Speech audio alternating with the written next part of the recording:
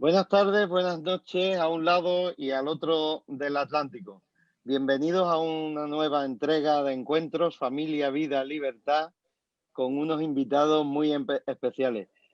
Buenas tardes allá en Córdoba, Veracruz, querida Mariana, ¿qué tal? ¿Cómo estás? Hola, buenas tardes a todos y un gusto como siempre tenerlos. Les damos la más cálida bienvenida desde España y México y a través de Actua Familia y la Agencia Católica de Noticias. Qué gusto tenerlos aquí. Tenemos gente de todas partes, ya los iremos presentando y créanme que va a ser un programa donde vamos a aprender mucho. Estamos muy contentos. Vamos a hablar de historia de los países hispanos, de lo que está pasando ahora, por qué quieren romper con esa hispanidad. Va a estar muy interesante, siempre aprendiendo. Bienvenidos todos. Muchas Le gracias. damos la bienvenida a todos nuestros invitados. Bueno, María ya es casi de la casa y no hace falta presentarla, pero enseguida vamos a empezar con estas presentaciones porque hoy realmente es un encuentro muy especial. Yo tengo sentimientos encontrados. Hoy ha sido el día en que, bueno, el presidente del gobierno español, Pedro Sánchez, ha traicionado a España y por ende a toda la hispanidad, ¿no? Pues ha sacado a la cárcel a los golpistas que quieren romper España. Si se da un golpe a España, pues toda la hispanidad se cimbrea. Y de eso también vamos a hablar. Sin embargo, tengo mucha alegría en encontrarme con estos amigos que nos van a hablar de un tema tan importante como es la iberosfera, la nueva hispanidad.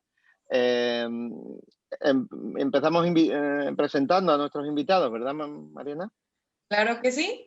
Y para empezar, primero las damas, tenemos a Sadi Chávez, es profesora bilingüe en Texas, cubano-española.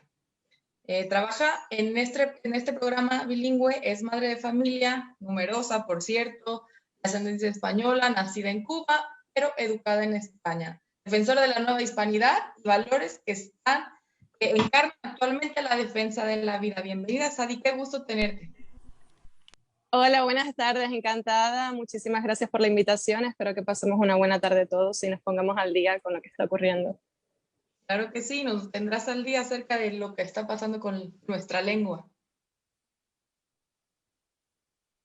Encantada, Sadi. Encantados. Bueno, y continuamos. ¿Qué te parece con Antonio Moreno? Es historiador, es español, sevillano, es licenciado en Historia por la Universidad de Sevilla, especializado en Historia de América, ha incursionado también en el mundo de la literatura y el periodismo. También ha publicado varios poemarios, novelas y colaborado en diversos medios españoles e hispanoamericanos. Bienvenido, Antonio, un gusto. Hola, muy bien hallado, muchas gracias por invitarme. No sé si se me ve. De momento no se te ve, pero lo conseguirás. Decir que Antonio Moreno está muy cerquita nuestra, en Sevilla, y bueno, es un amigo y un colaborador de Actua Familia. Encantado de tenerte, Antonio. Muchas gracias. Bueno, a nuestra abogada María Herrera, ya la conocen, doctora en Derecho, abogada y analista, la hemos tenido en varios programas aquí, siempre aprendemos mucho, especializada en migración, tiene su programa propio en el canal de Estado de Alarma TV y, bueno, como ya dijimos, es habitual entre nuestros encuentros y tertulias y también se especializa en temas hispano-norteamericanos, es doctora en Derecho por la Universidad de Sevilla, abogada en Estados Unidos y España, nacida en Sevilla y residente en Miami. También representa a Vox en Miami, al partido español Vox en Miami. Bienvenida de nuevo, María, un gusto, como siempre. Un placer, Mariana, muchas gracias por hacer este encuentro posible. Pedro, también.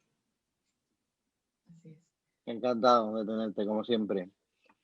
¿Nos queda Jeffrey, quizás? Jeffrey, si digo mal tu apellido, nos corriges, por favor, seguro. Está bien. Acostumbrado. Jeffrey, ¿Kigen Palsa? ¿O cómo es, Jeffrey? Dinos. Jeffrey Kigen Palsa, sí, desde Washington, D.C., pero peruano. de nacimiento. Ok, abogado peruano, sí, en Washington. Máster en la American University, máster y tiene un MBA en Johns Hopkins University, consultor, analista político también. Y como le dijimos recién en Washington, bienvenido también. Gracias por la invitación, muy, muy emocionado. Por fin nos reunimos y para sacar adelante este proyecto y contra Sí, la así leyenda es. negra, pues, ¿no? Que nos hace tanto daño hasta el momento. Exactamente, exactamente. Hay que sacar a la gente de ese cuento, ¿no? Que nos han contado a través de la historia. Sí, sí, sí, gravísimo, gravísimo.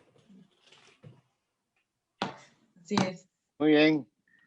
Pues adelante, María. Yo le he pedido a María que modere un poco este interesante encuentro. Vamos a ver si Antonio Moreno encuentra el botón de encender el vídeo, porque de momento no lo sí. vemos. Le he dado, pero no me está respondiendo, Pedro. No sé qué pasa. Sí, está bueno, pues sal de la reunión y vuelve a entrar. Ok. Si no te importa. Muy bien, pues adelante. Bueno, mientras María. Antonio Moreno, daros las gracias a todos por estar aquí presentes. Yo creo que es un encuentro muy bonito que tiene muchas personas intrigadas y también por los momentos que estamos viviendo, muy importante, ¿no?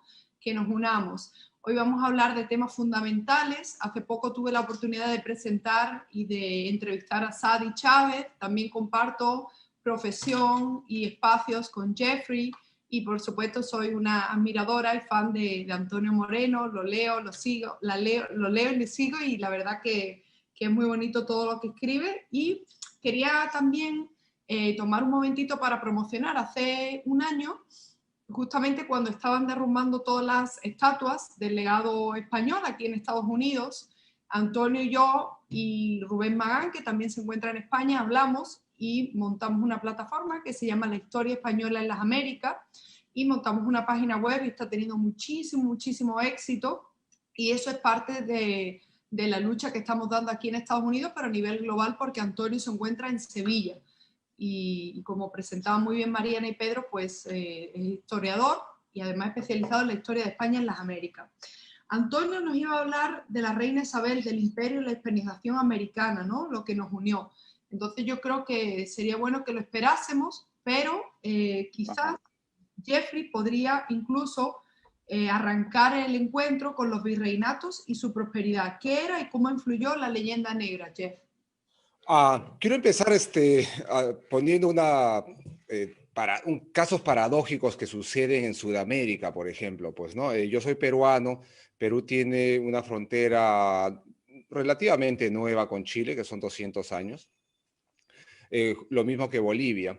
Pero ahora nacen disputas, ¿no? Nacen disputas inventadas por algún político para ganar réditos políticos, y la disputa es quién es el dueño de la marca Pisco, por ejemplo, ¿no? Entre Perú y Chile.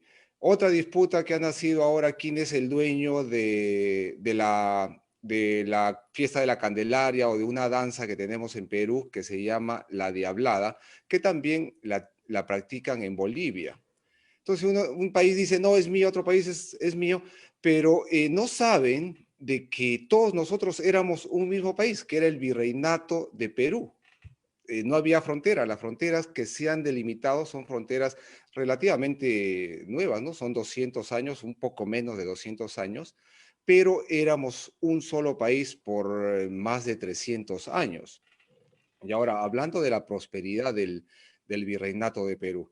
El Virreinato de Perú era, si forzo la figura a decir que era un país, era uno de los países, o quizá el país más próspero del mundo. Nosotros teníamos nuestra propia moneda, la moneda se producía, se acuñaba, la plata se sacaba de Potosí y la moneda se acuñaba en el mismo Potosí y se repartía por todo el mundo, ¿no? Del puerto de Lima, por ejemplo, salían los galeones y conectaban con las Filipinas y nuestra moneda llegaba hasta las Filipinas y se repartía por China, inclusive por el Japón.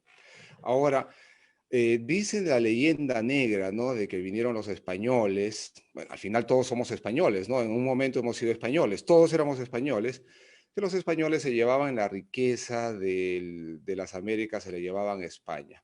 Entonces yo les pregunto a estos señores, que es que ellos les han enseñado esto, que España se llevaba las riquezas de las colonias. Para empezar, nunca hemos sido colonia, éramos parte de un imperio. ¿De dónde se ha sacado la riqueza para construir todas las bellísimas ciudades que tenemos en las Américas? Yo he crecido en una ciudad virreinal que se llama Moquegua, en el sur de Perú, con casonas, pues prácticamente palacetes, todos construidos en la época en que éramos virreinato de Perú. Entonces, ¿de dónde salió la riqueza para construir esas casas? Se están diciendo de que toda la riqueza se la llevaban a España. O sea, lo mismo puedo decir de la ciudad de Arequipa, de la ciudad del Cusco, de La Paz en Bolivia, Cochabamba en Bolivia, puedo decir de Cartagena de Indias, que es una joya de ingeniería. Entonces, por ese punto yo creo que hay que empezar, ¿no? Una pregunta bien básica. Si tú me dices de que se llevaron la riqueza de las Américas, ¿de dónde salió el dinero para construir las ciudades? Todas estas ciudades, ¿no? Pues ciudades bellísimas, ¿no? Lima es patrimonio cultural de la humanidad, por si acaso, y es una ciudad virreinal, es una ciudad netamente española, completamente española. Además de todas las iglesias católicas que tenemos en Perú, que son bellísimas, son extraordinarias, llenas de oro. Entonces, nuevamente hago la pregunta, ¿no? Si dicen que la riqueza se la llevaba a España, ¿de dónde salía la riqueza? ¿Dónde salía el dinero para construir las ciudades y las iglesias y los caminos y los hospitales y las escuelas y las universidades? Eso no caía del cielo. Alguien ha tenido que pagar. Y eran los peruanos de esa época, pues, ¿no? Que producían, tenían su economía, una economía muy interesante, porque uno podía producir vino, por ejemplo, en Chile, y llevarlo sin ningún problema, sin ninguna tarifa, hasta California. No había ningún problema. O podías enviarlo hasta España, y era porque teníamos el mercado común más grande que la historia ha conocido, que la humanidad ha conocido en toda su historia. Mira, teníamos todas las Américas con países poderosísimos, reinos poderosísimos, Virreinato de Perú, Virreinato de México, y luego el mercado español también. Imagínense ese mercado, era el mercado más grande del mundo. Ahora lo tenemos, no, ahora no lo tenemos. Ahora para vender entre las 20 repúblicas que existen en Hispanoamérica hay que celebrar tratados, y si no hay tratados hay que pagar tarifas de importación o de exportación. Hay un libro bien bueno que se llama La Guerra Maldita, que es la publicación de las cartas de un paisano mío, que es el mariscal Domingo Nieto, descendiente de nobles, el conde de Alastaya, el cual también desciende del Inca Huayna Cápac. Y él decía, él se quejaba, enviaba las cartas al nuevo gobierno Perú diciéndole, señores, con la independencia, el mercado de mis productos, porque él producía aguardiente, lo que ahora se llama pisco, producía vinos y también producía aceitunas, olivas, y con independencia mi mercado se ha destruido porque ahora, para llevar mi producto a Bolivia me cobran impuestos y para venderlo en Chile también me cobran impuestos. Sin embargo, los ingleses ingresan su producto sin pagar ninguna tarifa, cero tarifas. Entonces, bueno, sabemos, ¿no? O algunos saben o algunos no saben, de que las guerras de independencia en Sudamérica las financió la corona inglesa. Bolívar entró a Perú, algunos dicen con 6.000 soldados mercenarios irlandeses e ingleses que regresaban de las guerras napoleónicas, y otros dicen que con 15.000 soldados. 15.000. Entonces, la destrucción de la economía del virreinato, del muy poderoso virreinato de Perú, se inició con las guerras de independencia o las guerras de secesión, porque de ser un mercado común donde no podía comerciar entre la costa del Pacífico y la costa del Atlántico sin ningún problema, bueno, estas repúblicas pusieron sus fronteras nuevas, 200 años, y comenzaron a cobrarse tarifas entre personas que habían sido hermanos o tenían la misma nacionalidad un año anterior, destruyendo su propia economía. Sin embargo, le abrieron la puerta a los ingleses, ¿no? Al final, eso es lo que ellos querían, destruir nuestro mercado e ingresar ellos para vender su mercadería. Y ese es algo muy importante que tenemos que explicarlo, porque si solamente las 20 repúblicas que hay creo que 20, ¿no?, en Hispanoamérica, abrimos nuestros mercados, ¿no?, sin necesidad de hacer ningún tratado o ningún convenio, tenemos un mercado de 500 millones de personas, totalmente autosostenido, porque en las Américas se producen desde carros hasta computadoras, ni hablar de la potencia agrícola que tenemos, potencia agrícola, potencia turística y potencia minera. Yo creo que no se necesitaría comprar nada, ni siquiera al Asia. Ahora, ¿nos van a permitir hacer eso? Esa es la pregunta, ¿no? Nosotros, ese es el desafío que tenemos nosotros como hispanos. Nos van a permitir a nosotros los hispanos, estas 20 repúblicas que tenemos, más España, que es la madre patria, formar nuestro propio mercado común como fuimos por 300 años, o van a haber fuerzas extranjeras que nos van a decir, no, no, no, tú no puedes comerciar con tu vecino Chile, tienes que comerciar conmigo, a pesar de que yo estoy al otro lado del continente, ¿no? Estoy al otro lado del océano. Bueno, muy bien. Muy buena reflexión, Jeff. La verdad que sí, que ellos, los ingleses tienen el Commonwealth, ¿no? Mantuvieron el Commonwealth y eso es una diferencia. Sadi, cuéntanos un poquito lo que significa, háblanos de Cuba y lo que representa para España. Bueno, hemos comencemos. Hemos dicho Sí. que es cubano-española, ¿sabes? Cubano-española, ¿no? Sí. Sí, comencemos con ese refrán que dice, más se perdió en Cuba. Y expliquemos por qué, y es porque sí que se perdió bastante, la corona española perdió muchísimo cuando perdió a Cuba. Cuba es una isla que poseía un fuerte valor económico, y no solo por el valor económico, sino por su posición estratégica geográficamente. Y investigando, cuando yo era jovencita en la universidad, bueno, yo empecé a estudiar geografía en España, y ya sabemos lo que pasa cuando vamos a la universidad en España, que tomamos demasiado de la inspiración socialista.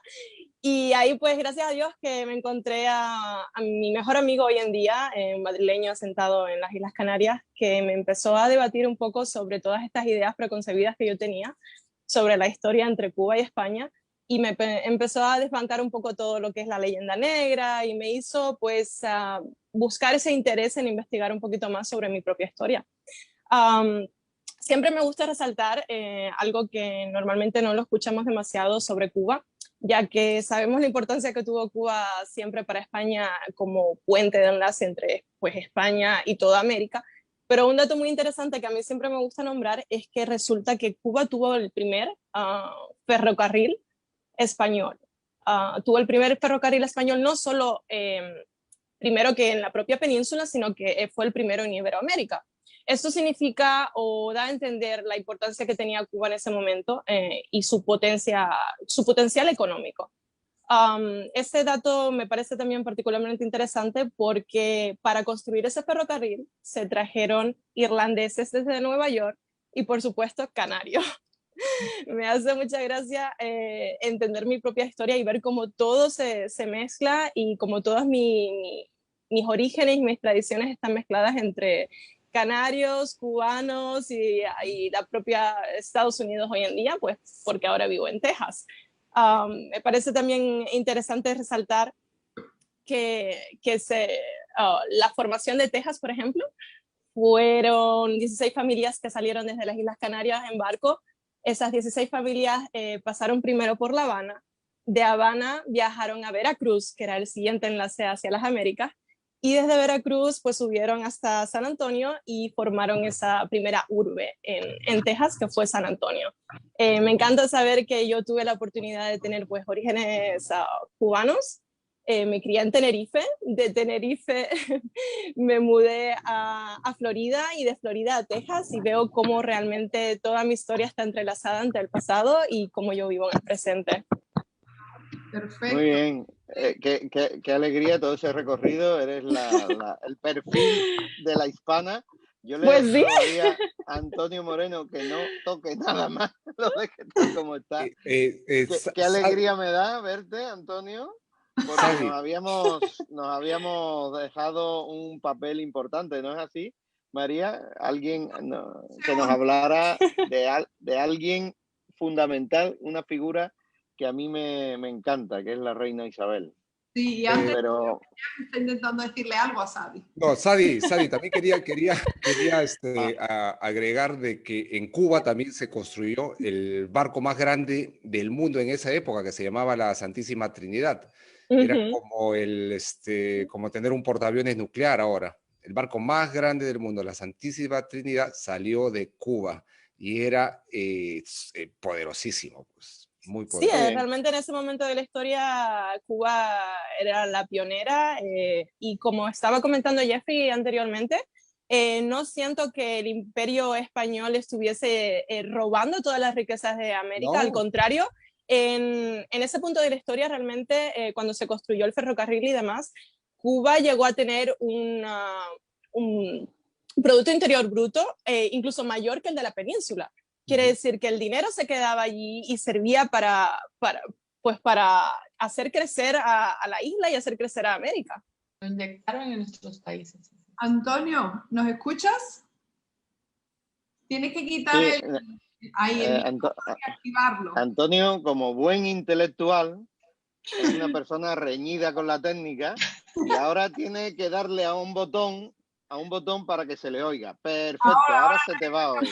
Vale, a ver si ahora puede ser.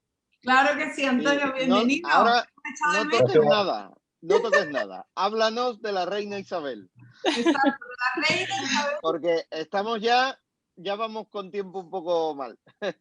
Vamos bien. Bien. Bueno, Isabel ha sido llamada la madre y la reina de América porque es fundamental entender el papel de la reina de Castilla en el año 1492, que es un año providencial, porque es el año que se reconquista Granada, es decir, se vence al último reducto musulmán de la península ibérica. Es el año que un paisano nuestro del sur, Elio Antonio de Lebrija, publica la primera gramática castellana y es el año en que Colón llega a Guanajaní. Y ese año providencial de 1492, Isabel reinando en Castilla, los primeros viajes colombinos, pues ella siempre tiene la idea de que los territorios son territorios incorporados a esa monarquía hispánica que se está formando. Claro, en principio no se sabía muy bien lo que era, porque el objetivo era llegar al Extremo Oriente, puesto que los turcos y los bereberes y los árabes, que ahora pues nos venden como un dechado de tolerancia y progreso y muchas cosas más, pues habían cortado las rutas comerciales del mundo romano. Los portugueses estaban buscando la ruta del Oriente, atravesando el continente africano. La idea de Colón es llegar a través del Atlántico y pero se llega a un nuevo mundo. Entonces la corona de Castilla, con Isabel a la cabeza, tiene, digamos, que improvisar toda una maquinaria política o incluso filosófica y teológica sobre los nuevos territorios. Pero Isabel siempre, ella dice que es una incorporación, es uno más de la monarquía. No es algo, digamos, que incluso a pesar del distanciamiento geográfico que haya que tratarlo mal o que no. Ella siempre tiene claro que eso es una prolongación de la España que se ha reunificado en 1492. Y hay algo muy importante, que en estos tiempos de los reyes católicos que están tan denostados por la leyenda negra, Isabel la Católica ya y Fernando el Católico ya dicen cásense indios con españolas y españoles con indias. Es decir, desde el minuto uno, la corona está promoviendo el matrimonio interracial, la interacción con los naturales, cosa que el milagro del mestizaje. Correcto, cosa que a otras partes del mundo tardó siglos, pues desde primera hora la reina Isabel la Católica lo tuvo muy claro. Y yo creo que es un papel providencial por ese año. Es que son tres hechos fundamentales. Reconquista de Granada, gramática castellana y Colón llega a las Antillas. Aquí el milagro del mestizaje que tanto apasiona, que tanto nos atrae y que muchos de los aquí presentes lo pueden vivir muy de cerca. Pedro, Antonio, aquí dicen que agradezcan, que se unificaron, que se casaron, que se revolvieron, que se mezclaron. No como los ingleses que en Estados Unidos dejaron uno que otro apache para las películas, un yaqui, uno que otro yaqui para las películas. Allá hicieron matazón. Es que es curioso porque, por ejemplo, España, y muy oportuno lo que acabas de decir, porque España siempre le dice, no, es que España mandaba preso, no, los que mandaban preso eran los ingleses a Australia.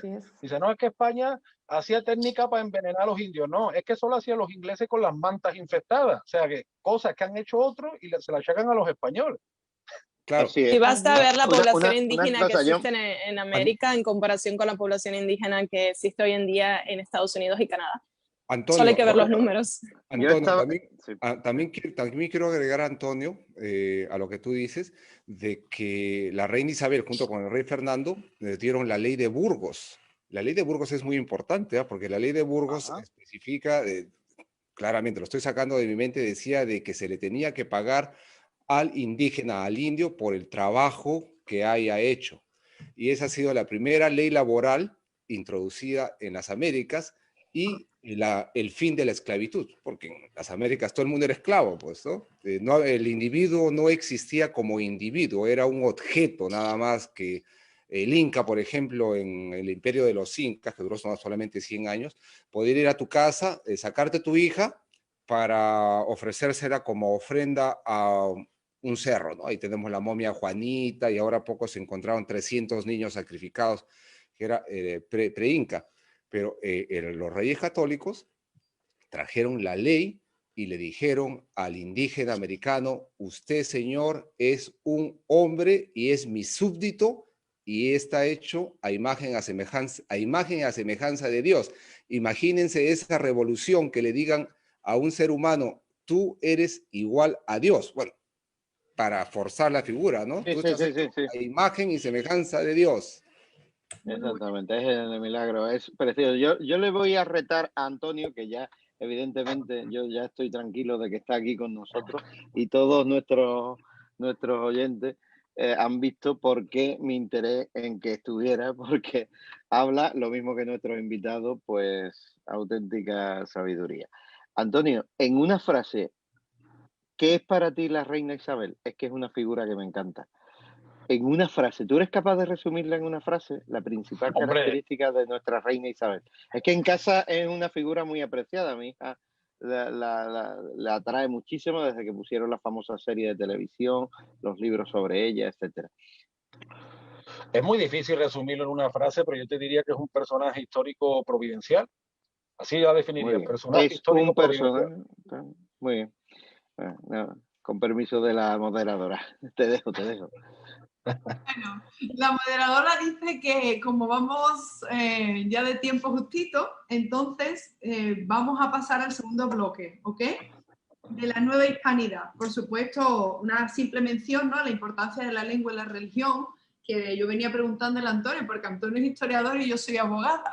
Entonces, los roles deben de quedar claros. Entonces, en un minuto, Antonio, resúmelo tú, porque creo que te corresponde a ti, y luego hablo yo.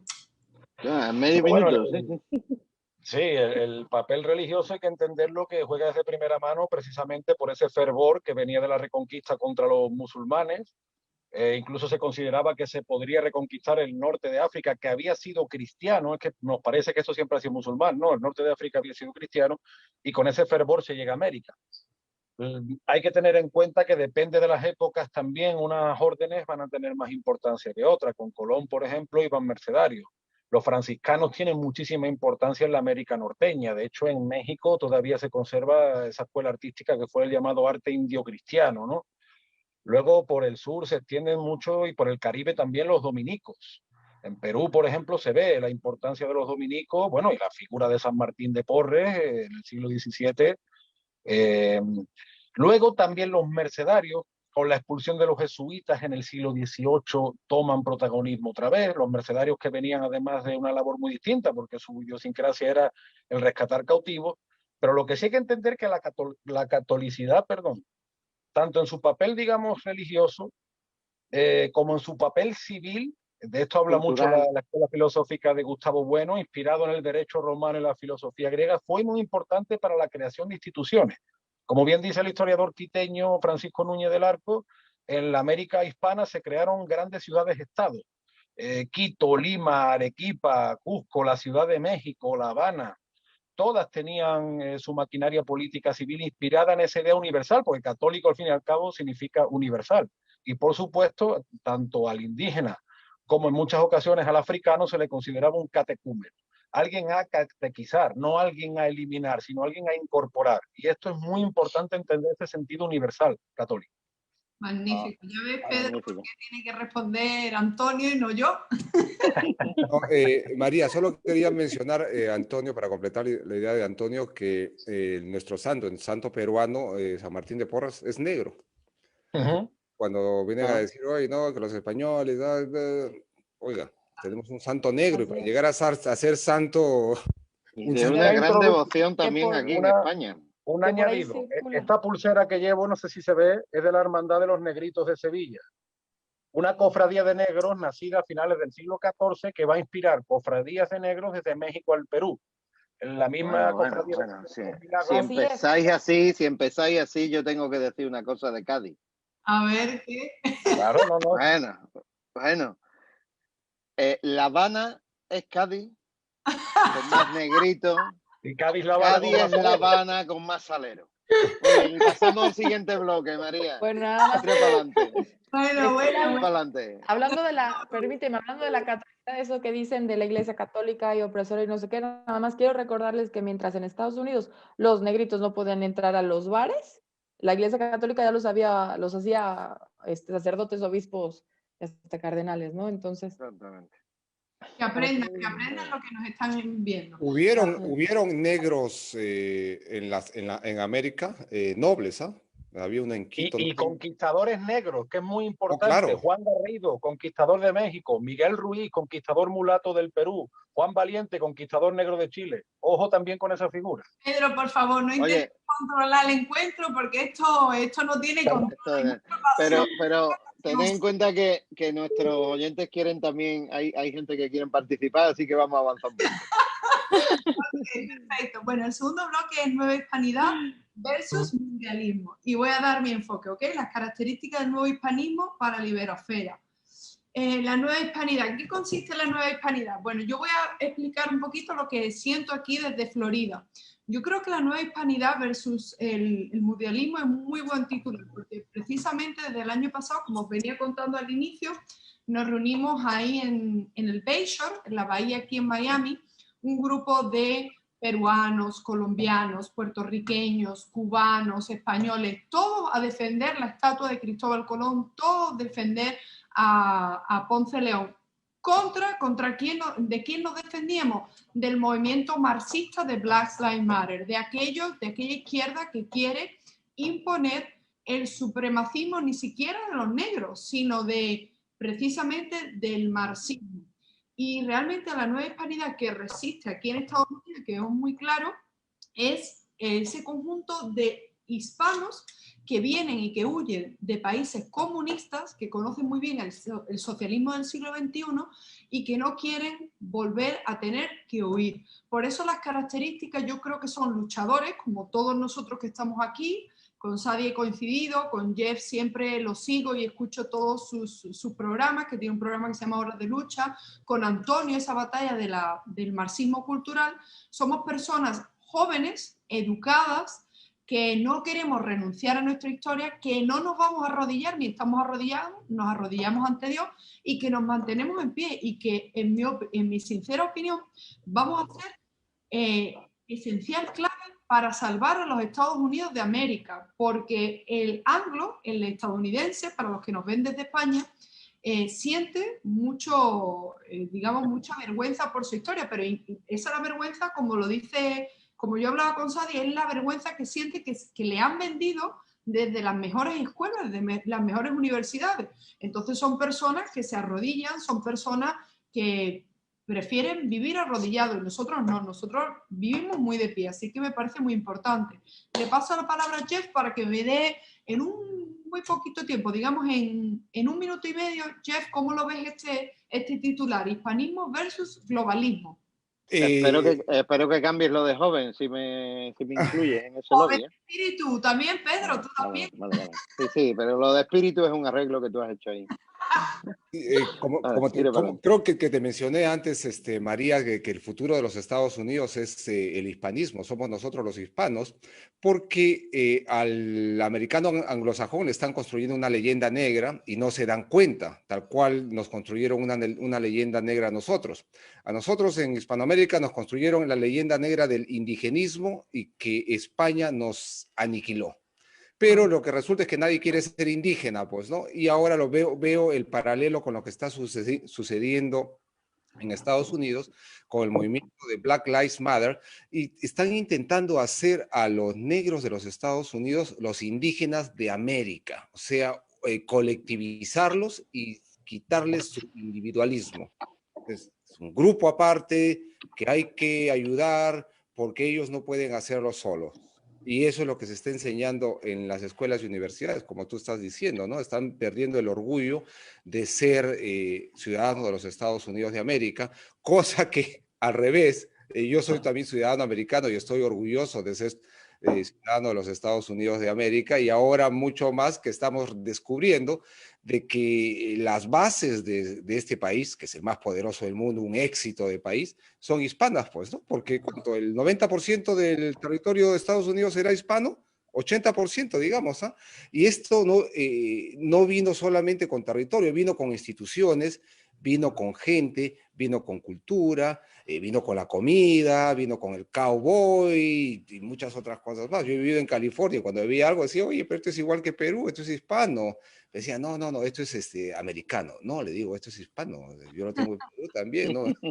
Y nosotros también tenemos vaqueros. Norteño mexicano. Bien, Sadi, ¿qué nos cuentas? ¿Cómo ves este titular? Yo lo veo muy interesante y creo que desde mi punto de vista nos deberíamos centrar un poco pues, en esa misma defensa de la cultura y de nuestro idioma en Estados Unidos.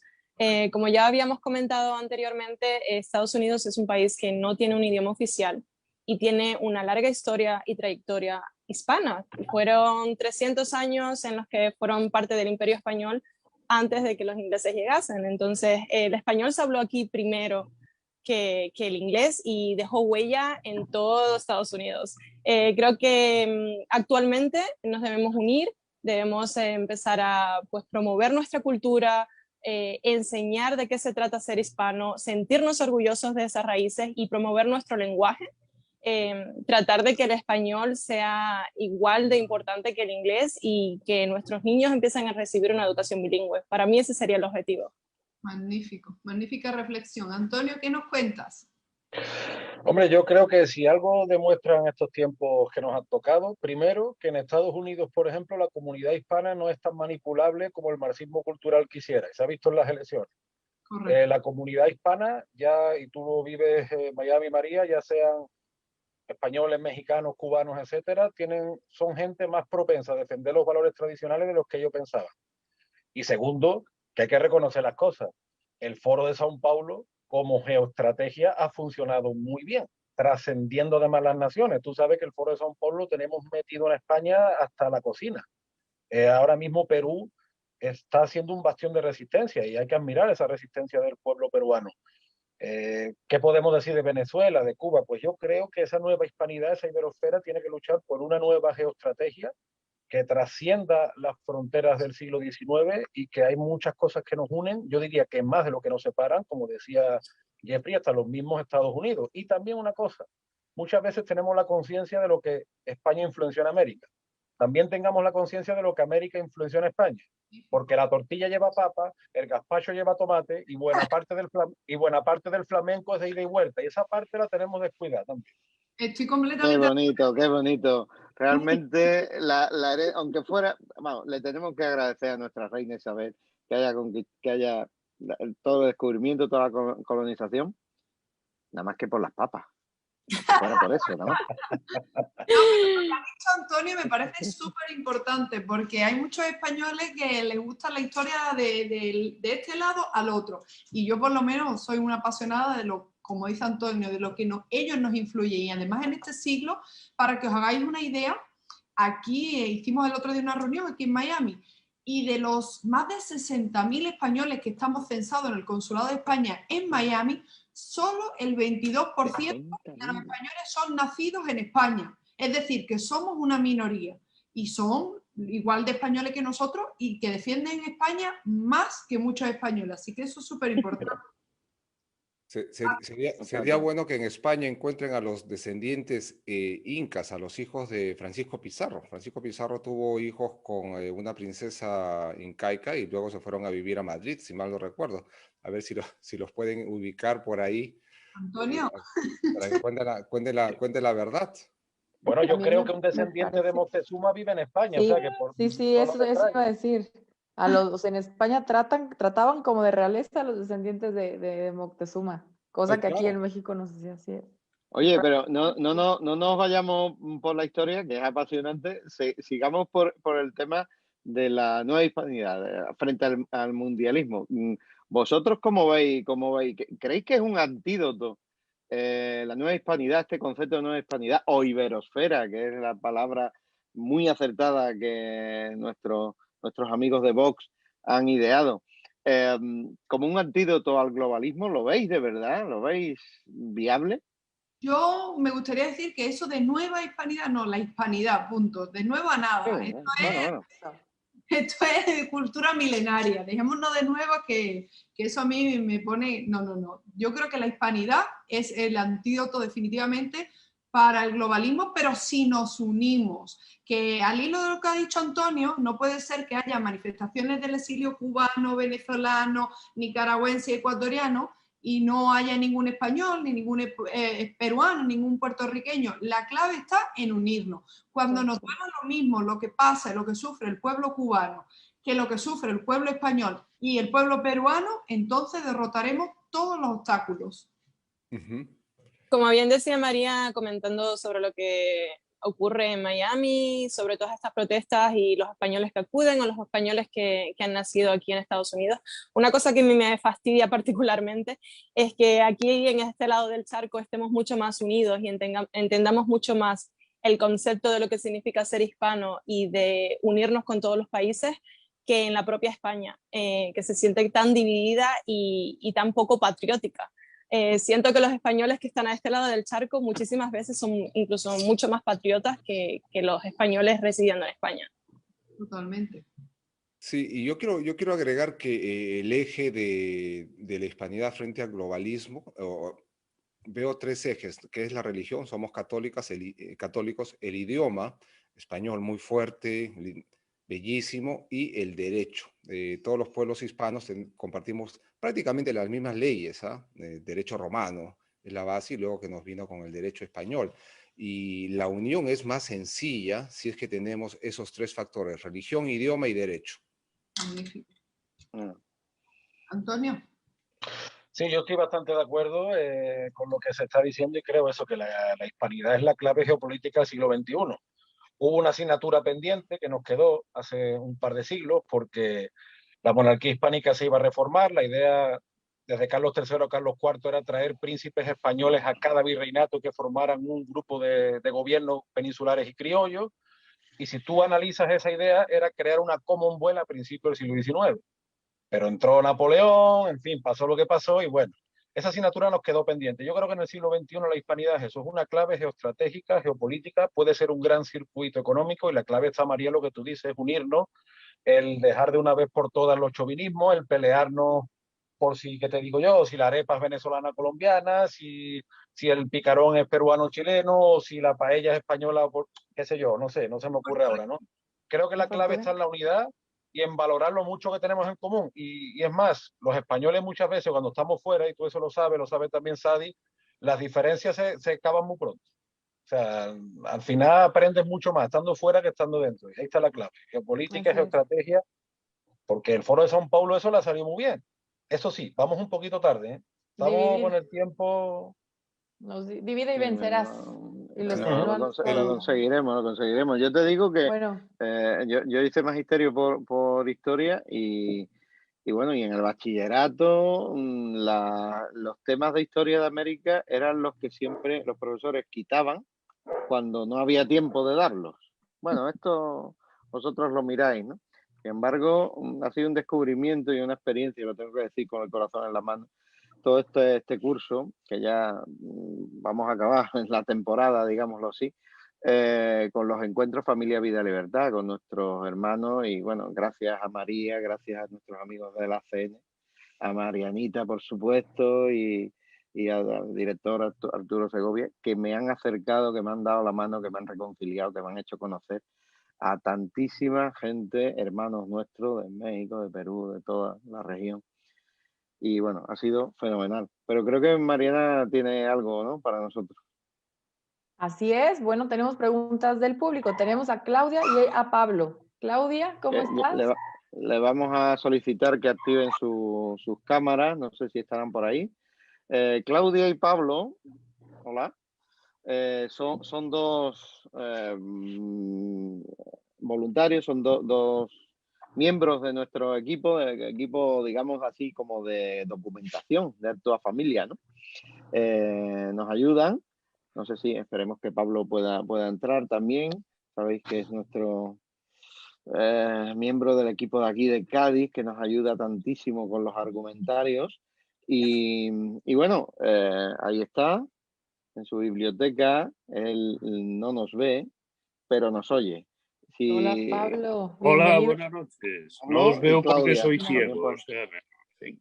Aprendemos mucho de Pablo. Hace unos comentarios dominicales. Buenísimo. Sí. Y hola, Muchas Claudia. gracias, Colaborador también de ACN. Muchas gracias. Y Claudia, oye, bueno, muy interesante el coloquio. Pues adelante, Pablo, tú que tienes la palabra, ¿no?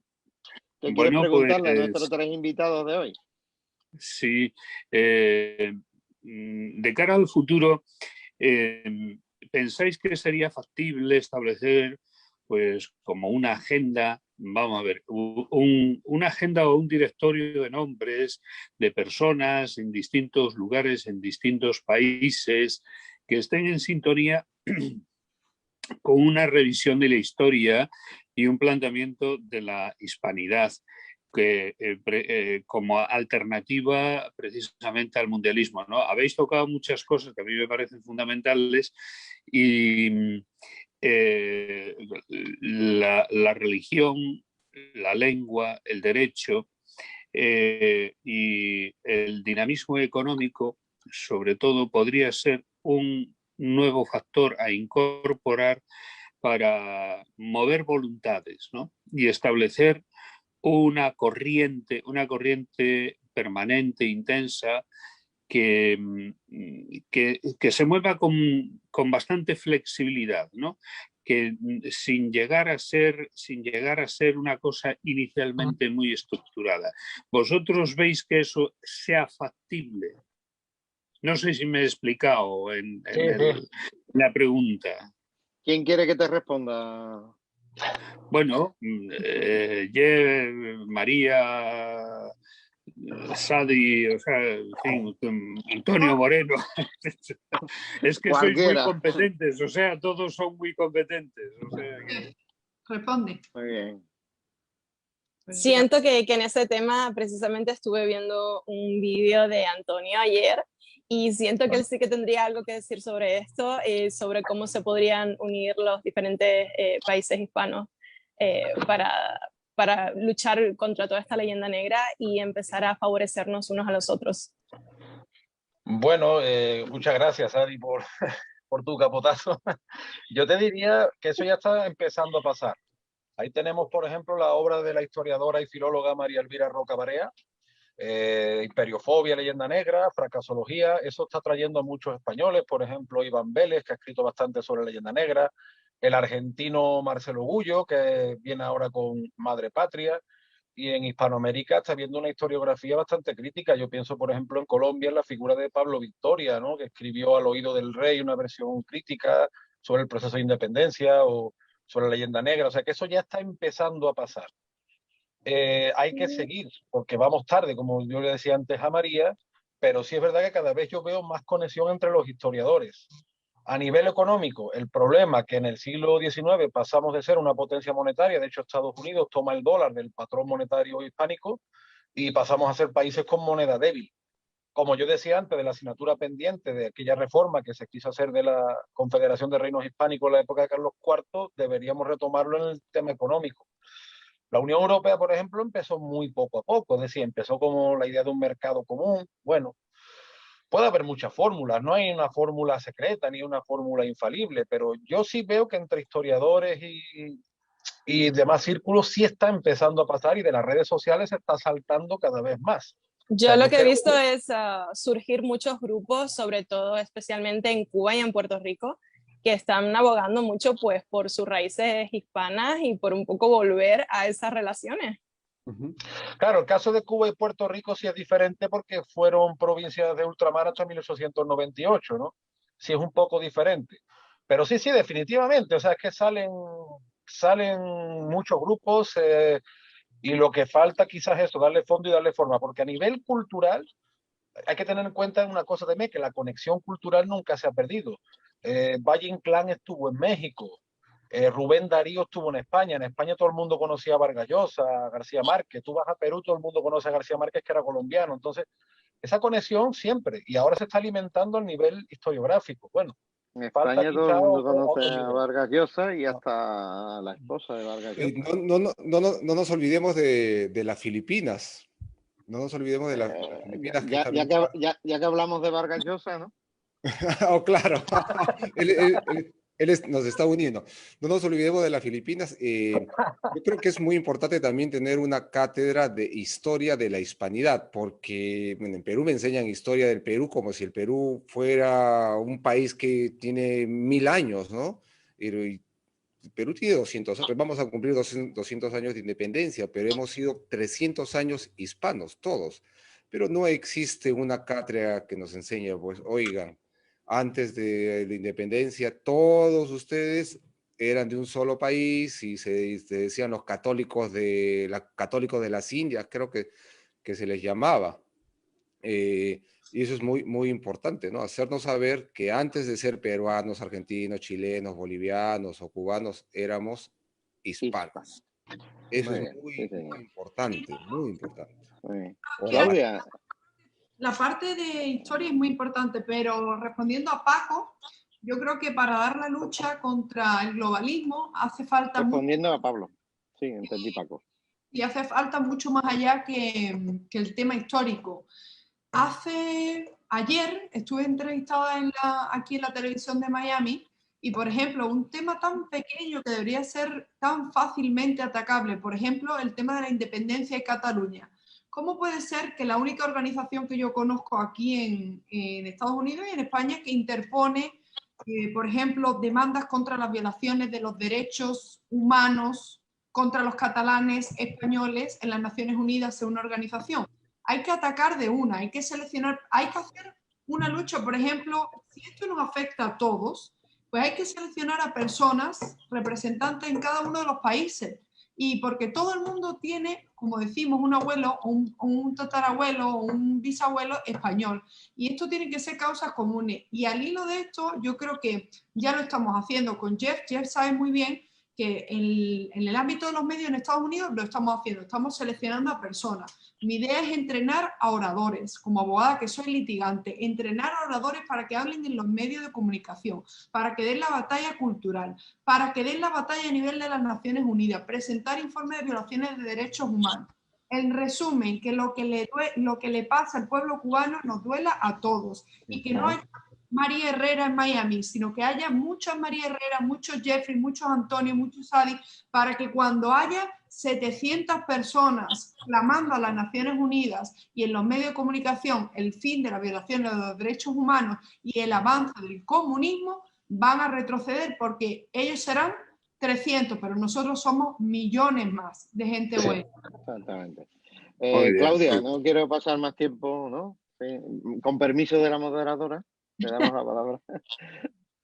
Bueno, ahorita comentaba Jeffrey sobre la cuestión de ese comercio Perdona, global Claudia, que inicia. ¿nos hablas desde Torreón? Sí. Coahuila. Torreón, Coahuila. Sí, decía que al inicio comentaba Jeffrey sobre ese inicio del comercio global que se da. O sea, si vamos a hablar de globalización, pues esta efectivamente inicia en el siglo XVI con todo el gran imperio español. Y ahorita recién comentaban volver a aquello, ¿no? O sea, de no estar pagando las tarifas, los aranceles y demás. Pero ¿cómo sería esto posible ante la situación particular que cada uno de los países de Hispanoamérica estamos viviendo? En el caso de México, que acaba de entrar en la carrera del socialismo, el mismo estatus que tienen ya otros tantos países de América Latina, ¿cómo podríamos franquear estos obstáculos para regresar a esa hispanidad realmente? Esa sería mi pregunta. Yo creo que la solución está en el derecho, ¿no? En empezar a comerciar.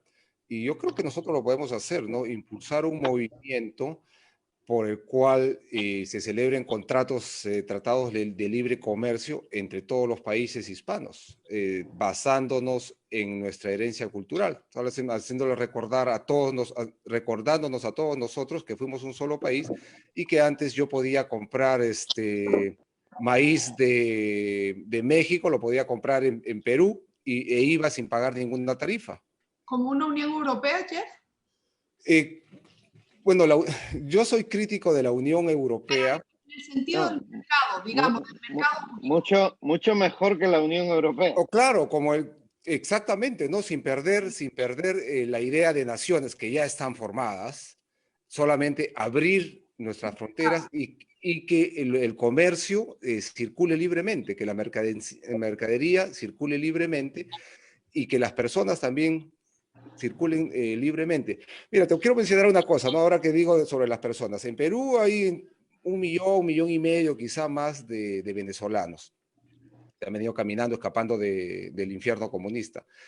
¿Han tenido problemas de adaptación? Ninguno. ¿No?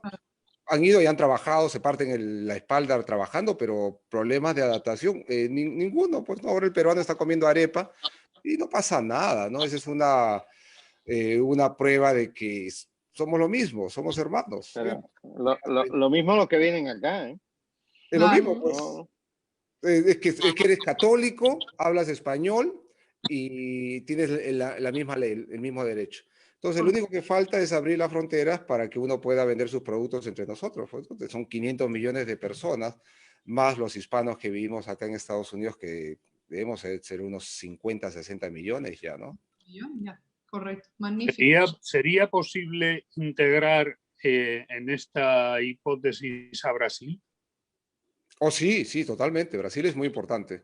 Sí, el concepto de iberosfera contempla también a los hermanos portugueses y brasileños. Totalmente. En las escuelas de Brasil les enseñan español, ¿ah? Ellos hablan muy buen español. Muchos brasileños hablan español. Es su segunda lengua. Con relación a estos tratados, pues se iniciaron algunos desde los 80, ¿no?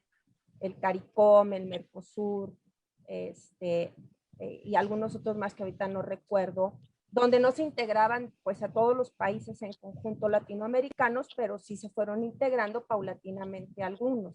Nada más que entran estos ya en el ámbito de la época que ahora se le llama el neoliberalismo y todo esto, ¿no? Con miras más a la globalización, más que a la hispanidad propiamente.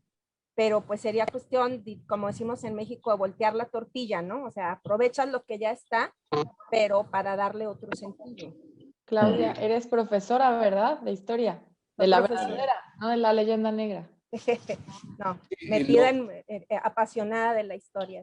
Ahí, mira, se han dado algunos ensayos de integración económica, pero lo que he visto y he analizado es que son, sobre todo, es integración ideológica, ¿no? Quieren integrarse ideológicamente en base a comunismo, a neomarxismo, ¿no? Como el CELA, el Mercosur, es ideología, pero no se basa en el comercio. Lo que nosotros queremos es, independientemente de la ideología, que se abran las fronteras y que se pueda comerciar entre un país y el otro, como siempre ha sido, como ocurre en este momento con el contrabando. Yo vivo cerca de la frontera con Chile y siempre tenemos contrabando, pues, ¿no? O con Bolivia también. Y nos dice, pues, si siempre hemos comerciado con ellos, ¿por qué tenemos que pagar ahora tarifas a los políticos o al Estado? Si está acá nomás, está como a media horita, ¿no? Manejas en un carro media horita y ya estás en Chile, pero me cobran tarifas para vender mi producto de un lado a otro. Entonces, la integración tiene que ser económica antes que ideológica. Y ese ha sido el problema, que quieren hacer una integración ideológica. Y es lo que también habla Fidel Castro, ¿no? Que América se una, pero la unión que él quiere es una unión ideológica, quiere que todos seamos comunismo, y es lo que quiere el Foro de Sao Paulo también, pues, ¿no? Vamos a unirnos, pero con comunismo, o sea, todos esclavos. Y eso sí. Hay un libro muy importante, muy interesante de Barquín sobre Agustín de Iturbide, el padre de la patria realmente de México. El verdadero. Así es, el verdadero independizador de México. Que dice Agustín de Iturbide, campeón del hispanoamericanismo, y justamente ya en la cuestión esta del globalismo nos cambian el hispanoamericanismo por el panamericanismo. Pan, todo para América, pero a partir de aquella famosa frase de la doctrina Monroe, ¿no? América para los americanos, un rompimiento total con Europa, con la madre patria. Y esto es bien importante que lo hagamos ver, bueno, en mi caso, por ejemplo, como maestra de historia, con mis alumnos. Yo tengo alumnos desde los 11 años que entran a primero de secundaria hasta los 18 que salen de preparatoria, pero vienen ya con el chip tan cargado que muchos de ellos pasan 6 años conmigo y terminan diciéndome que los españoles vinieron a cambiar espejitos por oro, porque están totalmente programados. Hay otros que les cae rápidamente la idea, ¿verdad? Pero sí, esto es sumamente importante. Ya con el ruido, ponerlo en silencio cuando está hablando Claudia, porque se escucha mucho interferencia. Así es, Claudia. Otro libro que también es muy interesante, que nos habla sobre la verdadera historia, es la de México, Tierra de Volcanes.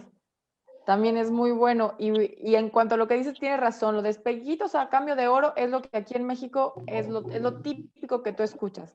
Pero pues hay que abrir los ojos a la gente. Y quiero decirles que, bueno, el presidente no ayuda. Ven cuando dijo que debería España pedir perdón a los indígenas por todo lo que hicieron. Eso no ayuda. Pero ahí, cuando dijo esa tontería, siento que es cuando más unida sentía la gente, porque empezaron los grupos estos de Nueva Leyenda Negra, empezaron las peleas en redes sociales, empezaron los memes de, uy, ahora tengo que ir a misa los domingos en vez de ir a ofrecer una virgen al cerro, a la pirámide, ¿no?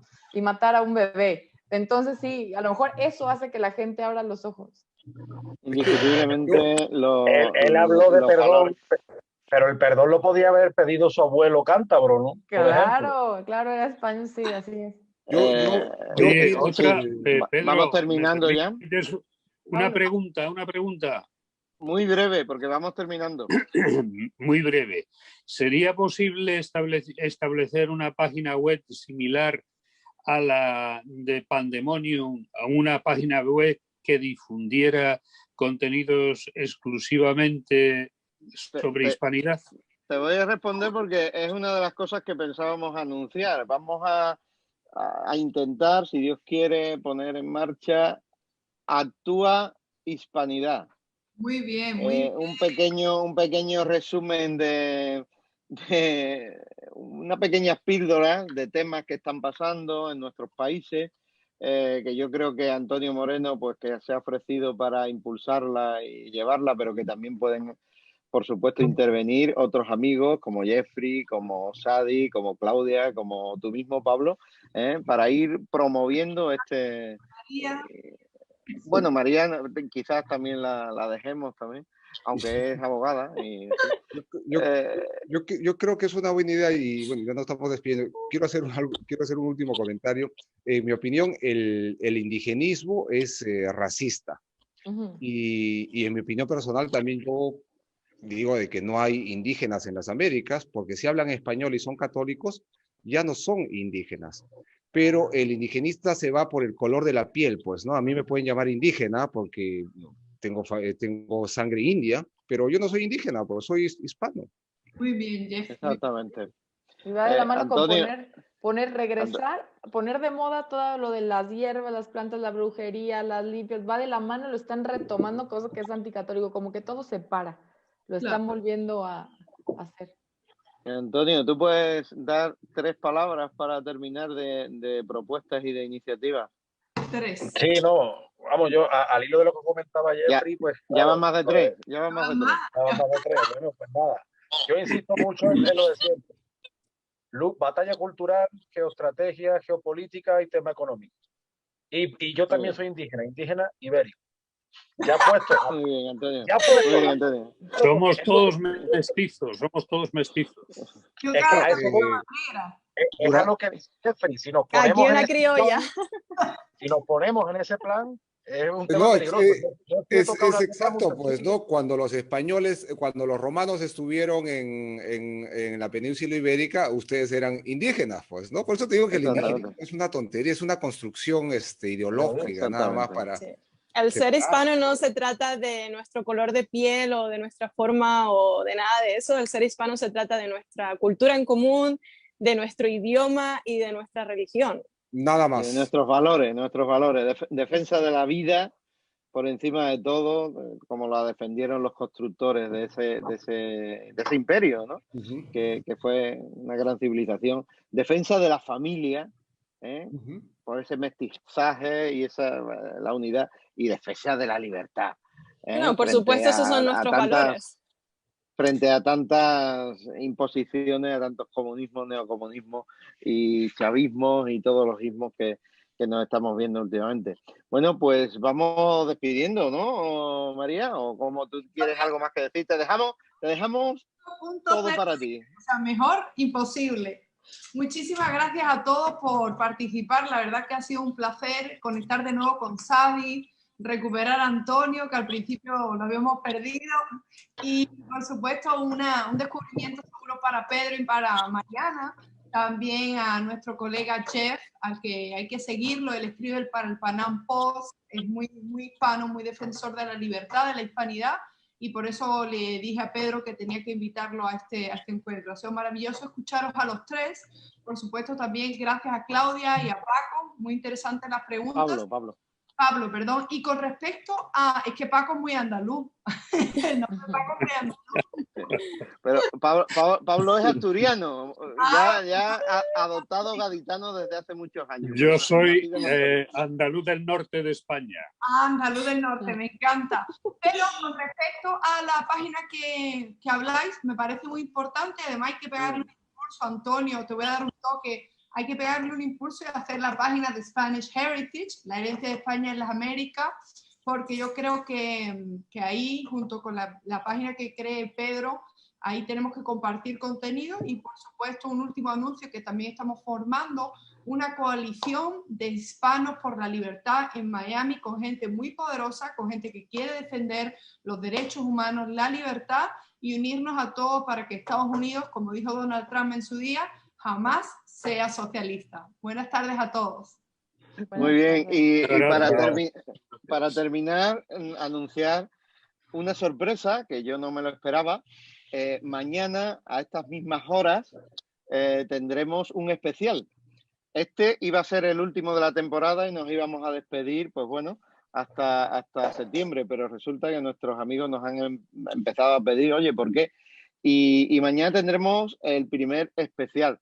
Durante el verano español tendremos quizás otro, si Dios quiere, presencial, pero retransmitido a todos. Cuando nuestros amigos estén por aquí, por Andalucía, pues nos sentaremos tranquilamente a departir y a transmitir un encuentro para todos. Pero mañana justo nos hace el honor el juez, el doctor Alfredo López, juez argentino, que ha frenado el aborto en Argentina, aunque ahora está recusado. Nos va a contar cómo está todo ese lío y que es posible frenar la cultura de la muerte, ¿verdad, Mariana? Te emplazo mañana a la misma hora.